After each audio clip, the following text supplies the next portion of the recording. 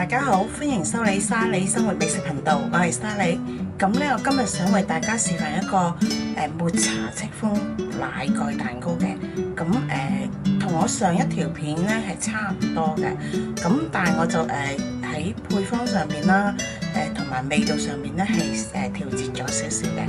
咁大家可以一齊睇下我點做啊！